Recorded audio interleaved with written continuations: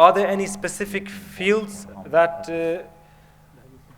are better than other fields where you can influence people more? For example, we don't have many Muslims in the media. We don't have many practicing Muslims who are politicians. We don't have many practicing Muslims who are top in the business, or we don't have many practicing Muslims who are teachers, or or even leaders, or these kinds of fields. Or are there any specific fields that anyone of you shuyukh would like to elaborate more about, inshallah?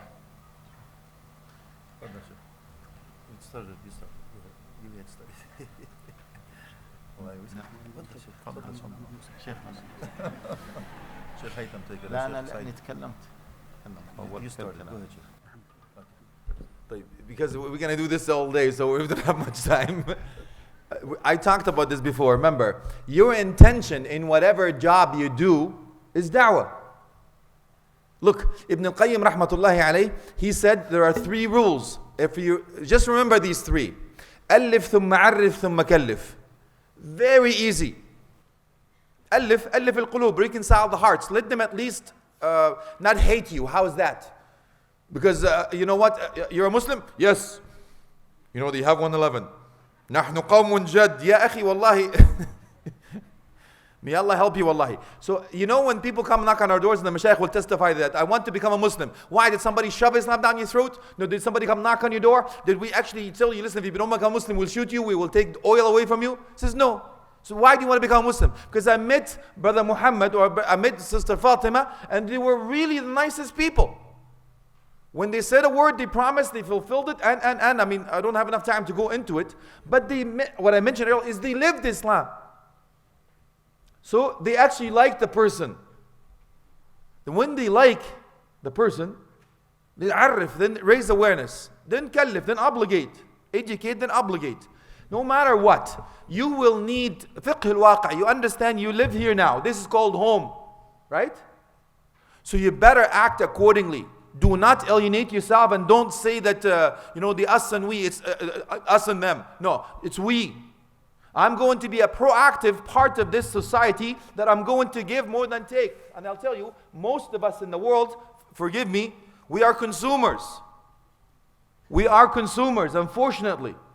We sit back and say, what have you done for me lately? Give me. I'm going to sit back and collect pogi, right? Unemployment. I'm going to fake whatever it is to get, I'm going to now milk the system. That is a terrible way for da'wah. So every one of us here should be a proactive person that goes to help, no matter what field you do. But a field that will influence others, as the Sheikh said, but as long as you're far away from the haram, no problems. However, because the time is up, all you have to remember is ihsan. We were commanded to perfect everything we do and whatever it is that we do. So I ask Allah subhanahu wa ta'ala, give us sincerity as much as we can to whatever it is that we decide to take. But if you can influence people, for example, you heard about someone, a famous athlete, right? And a famous this, and they become Muslim, it makes a big deal. A lot of people become influenced because of that. So why don't you do that with that intention? As a matter of fact, the scholar says, if you become a doctor, engineer, or lawyer, or media, or politician with that intention, dress nicely, you get rewarded. You drive a nice car with the intention of da'wah, you get rewarded. It's your intention. So why don't we have our intention from now on, I'm going to get educated, I'm going to be the best in my class, because people will say a Muslim is successful, not just raggedy that stays in the masjid, do nothing except that.